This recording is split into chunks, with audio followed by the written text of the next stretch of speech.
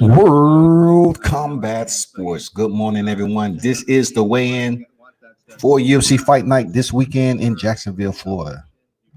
Hope you all are doing well during this pandemic lockdown. And those of you that's able to provide some type of relief by the economy in your region being reopened, good on you. If you was able to resume work, outstanding. Salute to you. The main event, of course, is Alistair Overeem against Walt Harris.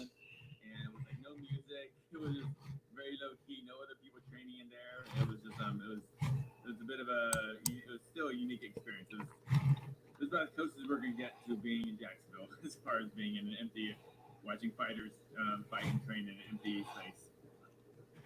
Yeah, I mean, I think, normally we'd have a ton of like open workout footage, that sort of thing, but not an option. This is the weigh-ins. It's Friday. Fight night is tomorrow night, Saturday. So those fight fans that's up and about today, enjoying your Friday, your weekend. Tune in, hit the thumbs up button for World Combat Sports. It's truly appreciated. Mixed martial arts on deck. Boxing is right behind them. You can guarantee the boxing is going to be on deck soon enough. There is Dana White for everyone to see, and he looks ready. So I guess they're about to start the face-offs.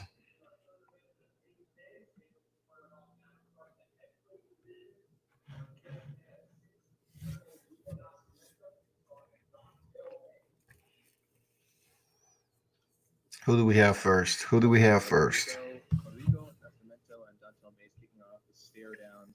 This will be Nascimento's UFC debut. He is a Contender Series contract winner.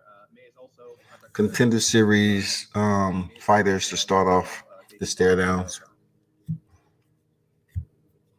Rodrigo looked like he refused a fist bump there. Probably a good call. Probably a good call.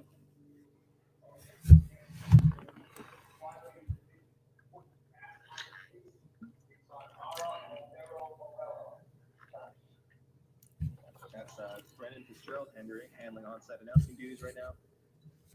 Courtney Casey and Romero Varela. Excuse me. It might be a pretty decent fight between the women. These two individuals might be. First fight in the UFC at 125 pounds. Coming up from Charlotte.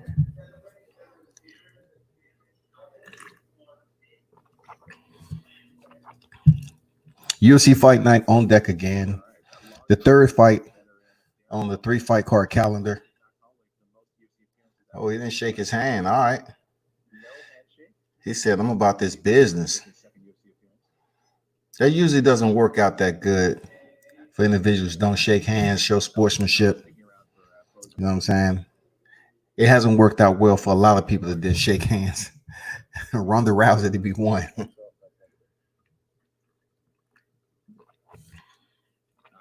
we've got Kevin Holland and Anthony Fluffy Hernandez. So middleweight bouts. Holland Hernandez.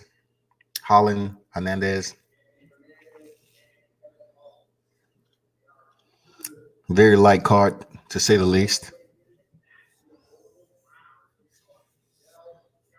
But these are the cards you should be watching because these individuals are up and coming. Just like regional boxing cards, man, When Brown steps into the cage on Saturday, this will be his 26th UFC. Matt Brown, OG of the game, veteran of mixed martial arts, has a lot of fights. A very tough fighter, though, man. He's deep on the prelims, though. He's deep on the prelims.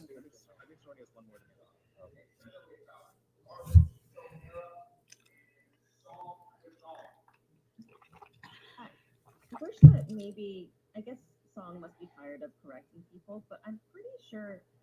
So I'm talking about Zedong, like one word. get in his face. Let's pump this card up a little bit, man. It's a little Starbucks X right now. You know what I'm saying? Grab me a coffee and shit. It's a little Starbucks. chilling in the lobby. Tough Shot Co. Okay.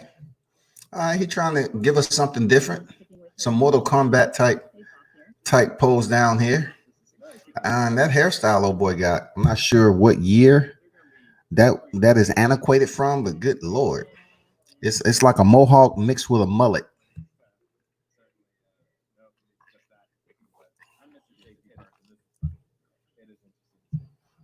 Just to update people in the comments, we do not know yet if the visa issues are gonna prevent that Yadong and Song Yadong fight from happening.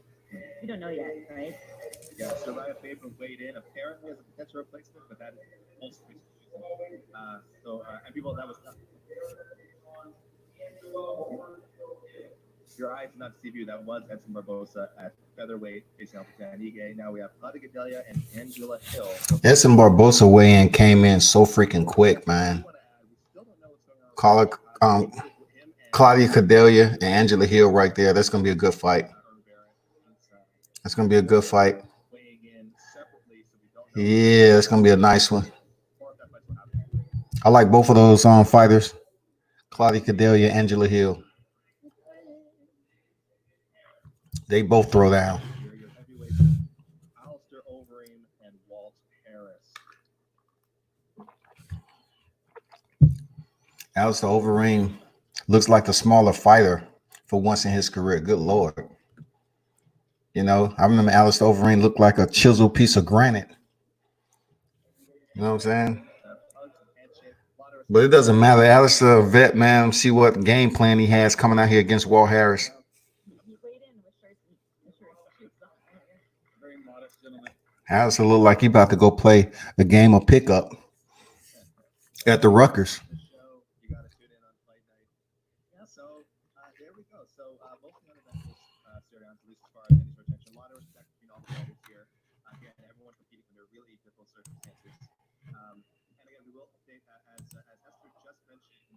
We're not sure what's going on with the Song Yadong Oliveira fight. There's appears to be some questions swirling around Yadong's visa status, and his coach Uriah Faber is here supposedly as a replacement, though he weighed in at closer to lightweight than featherweight. So we'll see how that goes. And Keegan Chikadze, we don't know the setup is about with Erin Rivera. Erin Rivera being taken care of separately as far as So just to give you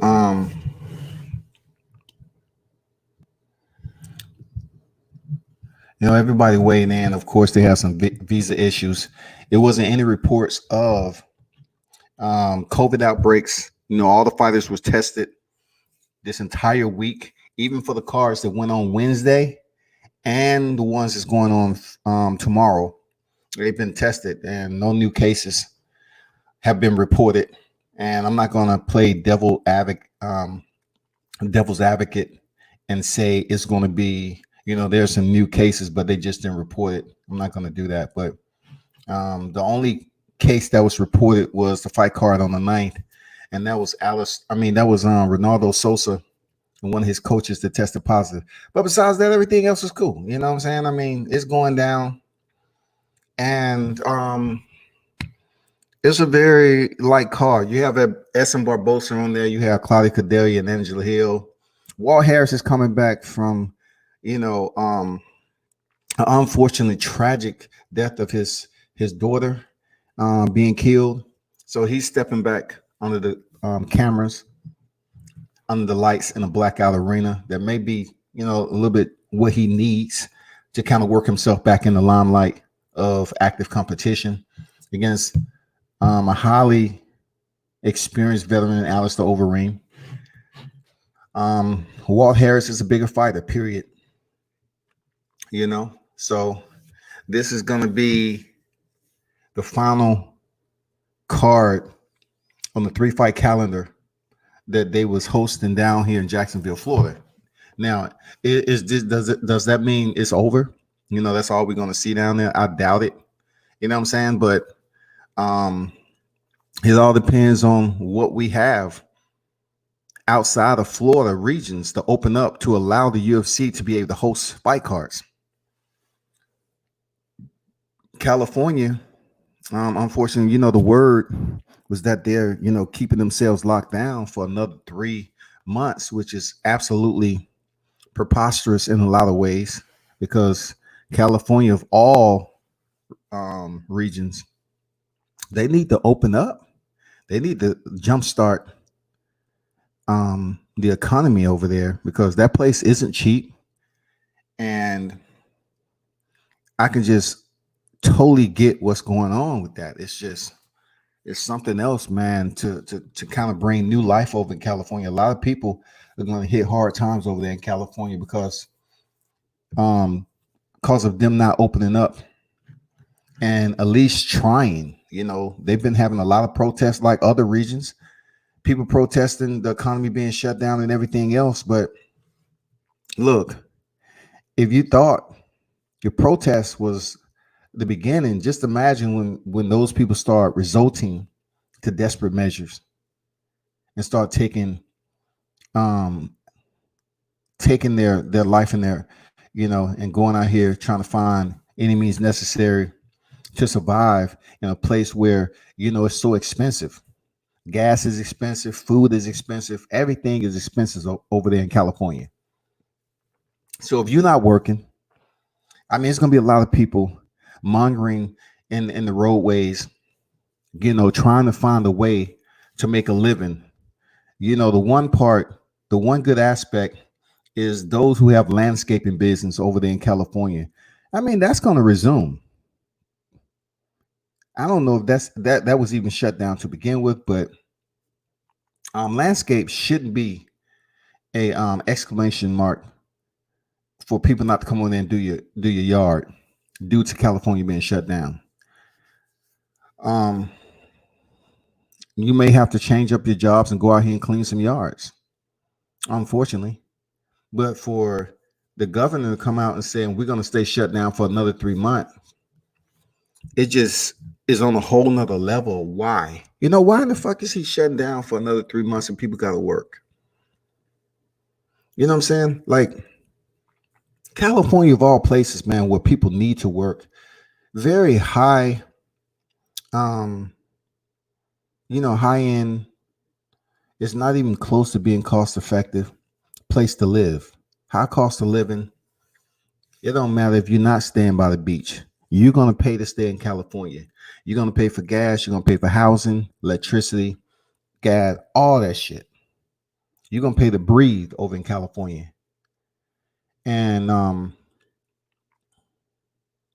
I can't imagine what those people are going through hearing the news that the governor plans to stay shut down another 3 months. Hopefully that's not absolutely in the stone. You know what I'm saying? Hopefully he comes to a different, he talked with some people and he changes his mind. You know what I'm saying? He gets to a point where he changes his mind and decides to open up the economy a little bit earlier than 3 months. But another 3 months shut down in California, they're trying to bring that goddamn state crumbling. They're trying to bring the damn real estate. They're trying to open it up. They have some plans for people to goddamn swoop in and start opening up new businesses once these businesses fold. A lot of those businesses over there have a lot of those Mexicans working for them, and you can almost guarantee they're not being paid what somebody that's freaking qualified to do that job is. I know for a fact. I went to a franchise place to get floors put in my house, and you know who was putting my floors in? Mexicans that drove over there in their own vehicles and with the supplies, and they put the flooring in on every damn layer of the house. So I know they're using these Mexicans that's over there, potentially undocumented, to basically perform these duties.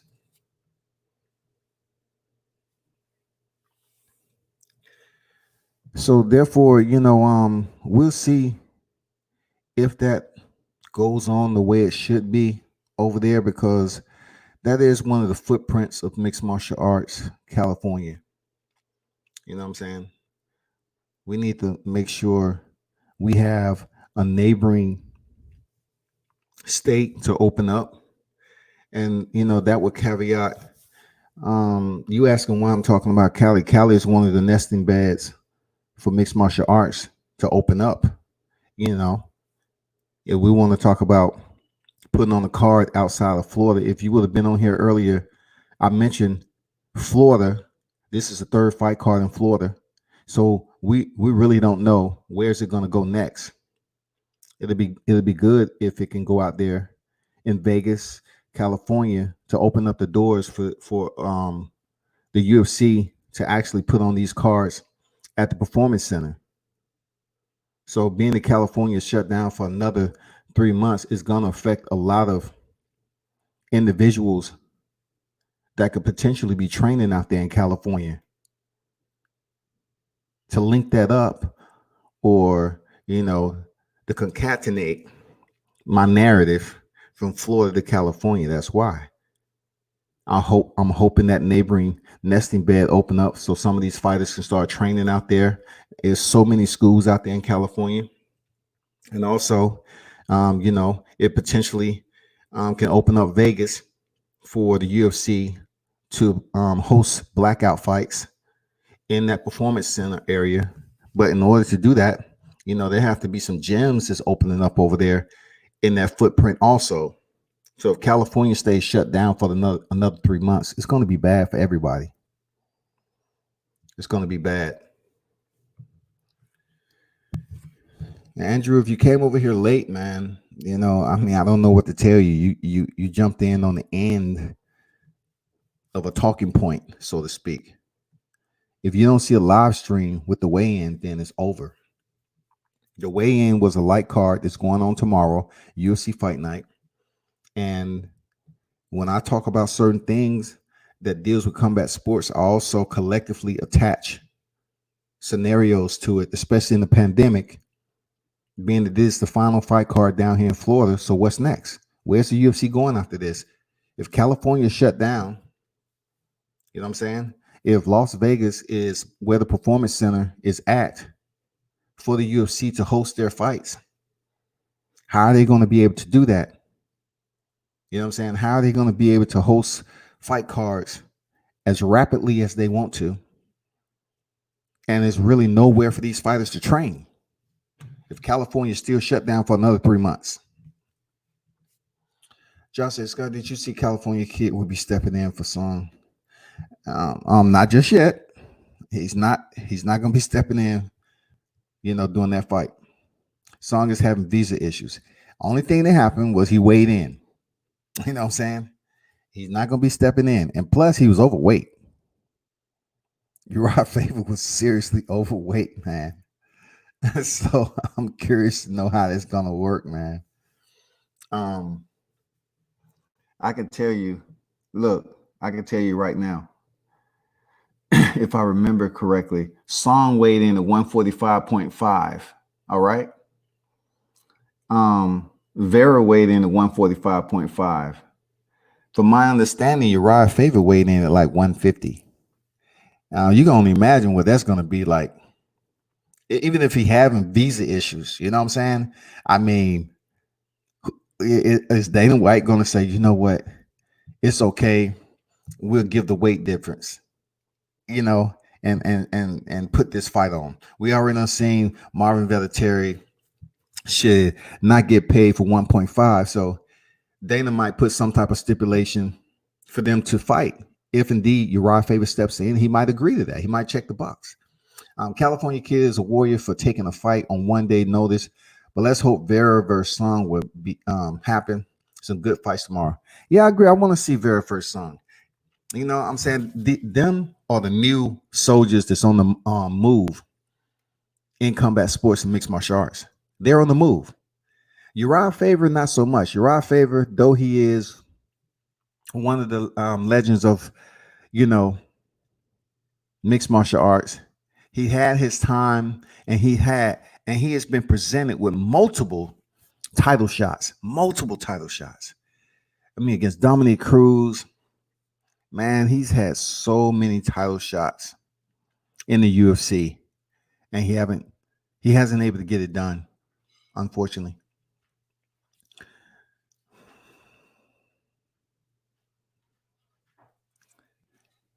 I know the wave was over, but I hope but I was hoping you would talk about the results. Just wondering what happened because I seen Favor and Vetteri weigh in while Irwin didn't. I appreciate that, Andrew. I mean, you have the right to ask what you ask, man. Much respect. It's all good, But the commentary. I haven't seen you on here that much, but the commentary that I give, I always try to link up certain aspects to the other. The weigh-in was short. It's a light card, and actually, to be honest, I was able to catch the face-off because these weigh-ins can be very long. And the only reason I jumped in on the face-off because when it comes to the UFC, they tend to strip down your and block your videos quick. So I didn't actually have the entire um weigh in.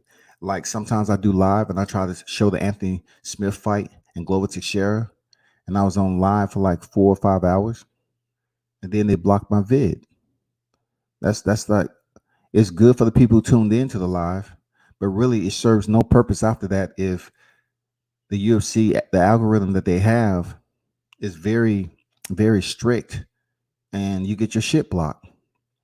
So really I hopped in at the face off at the tail end of the weigh in because I'm not sure if I spend the time and effort showing it that it'd be taken down. I'm not doing this for fun.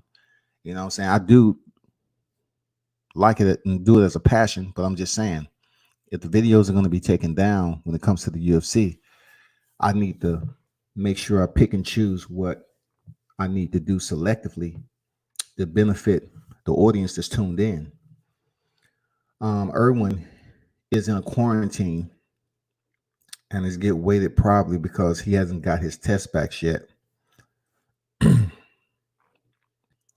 Appreciate that info, Josh.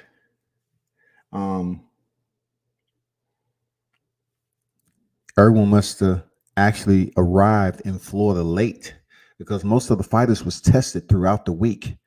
You know what I'm saying? Most of the fighters have been tested throughout the week. So Irwin Rivera must have, arrived at that footprint down in Jacksonville, Florida late. So that's why his test results haven't came back yet. I haven't heard of test results not coming back in a timely manner because the fighter may test positive. We don't know. It's not that type of deal. You know what I'm saying? You know how sometimes you get medical tests done and they say, oh, well, we haven't heard anything back though. They're doing more research. I don't think that's the case with this. I think he may have arrived there late, took the test, and they're waiting on the results.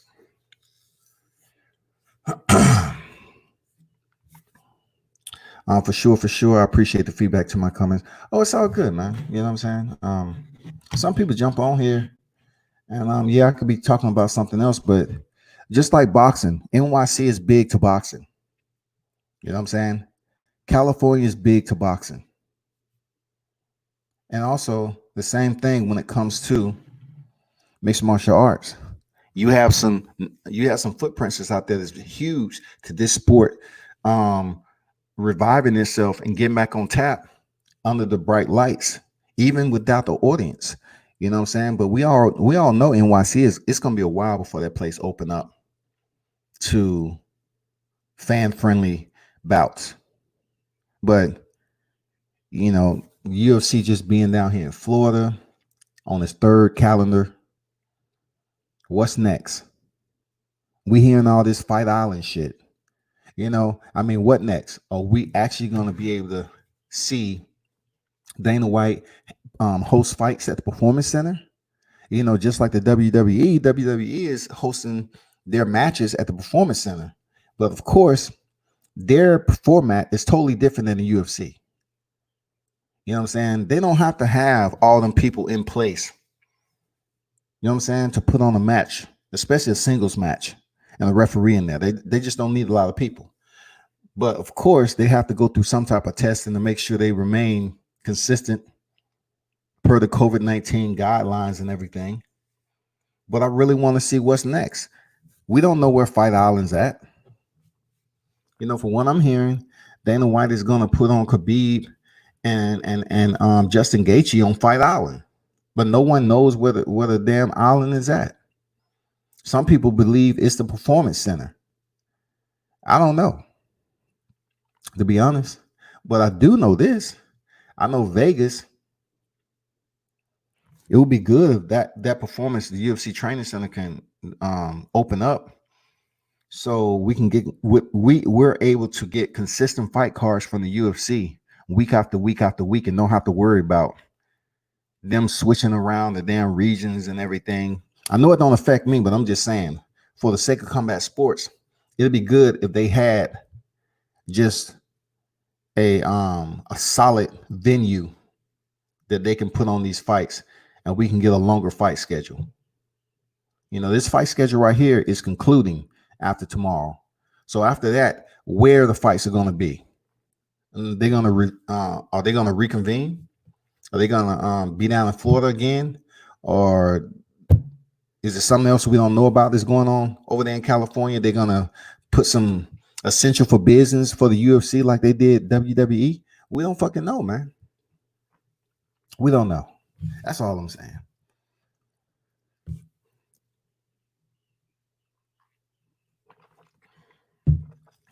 But I'm looking forward to that Angela Hill, Claudia Cordelia fight.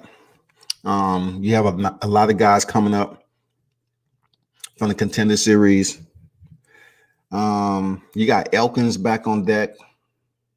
You know, he's a tough fighter, though. He's a tough fighter. You know, Matt Brown. You got some veterans in there. Elkins, Matt Brown, Essen Barbosa. Essen Barbosa, Jesus. He didn't even look like the same guy at lightweight. Like Essen Barbosa, man, he can walk past you. You wouldn't even really know it was him. Dude looks very, very slim. You know what I'm saying? Like, I really hope he's feeling good. He made the weight, obviously.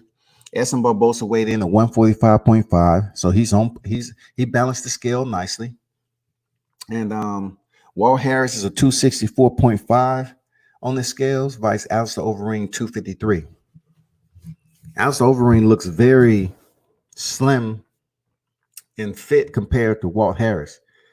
You know, just outside of 10-pound difference between these two. But we're gonna see how Alistair Overeem's chin hold up, man. You know, he's been knocked out so many times in his career, so we're gonna see how his chin hold up. We're gonna see how this fight card plays out. And of course, I'm not gonna sit up here and tell you that I'll be streaming this shit live like last time, because I'm not gonna waste my time anymore.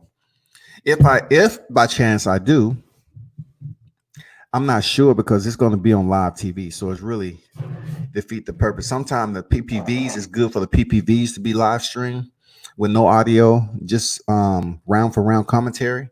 But since this is gonna be on ESPN, we'll see what's popping, man.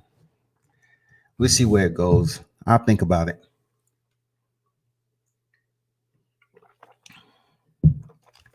But Uriah Faber, I swear to God, they love that kid, man. You know, I know a lot of people say Uriah Faber was this, that, and the other, but when I seen Uriah Faber when I was in Orange County, when I was staying on base in Orange County, man, and I went up to this restaurant and saw Uriah Faber up there with some guys from his camp, man. He was a cool dude, man. Wasn't stuck up or anything. I forgot who he was with at the time.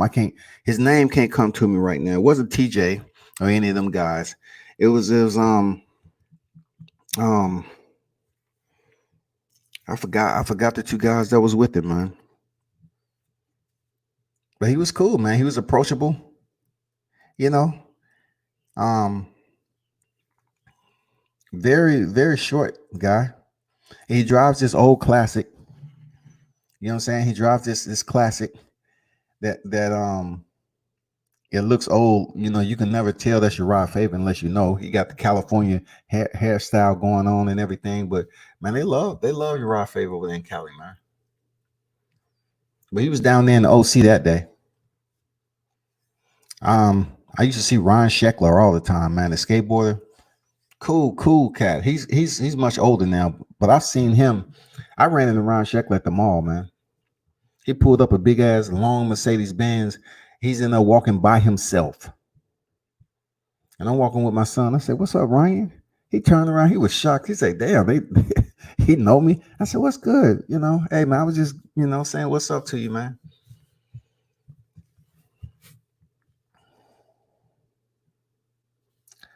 Lion Killer on deck, man. Didn't see you in the building. Lion Killer, what's good? Hope your Friday's going great, my brother. He says, "Scott, you have to check out the Murray skit by Eddie Murphy." I have to check that out once I jump off here, man. I'm about to jump off here anyway, man. But yeah, I'll check that out, man. Let me jump off here and check that out. For those of you that's tuned in, I will be back on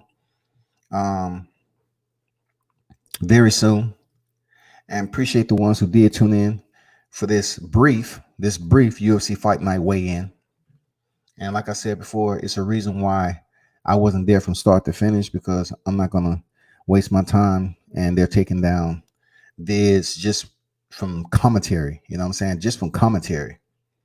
So, but I do salute YouTube. I do like the platform, and that's what it is, man. You have to abide by the rules and kind of finagle your way through it. So salute everyone. Turn up and tune in to World Combat Sports.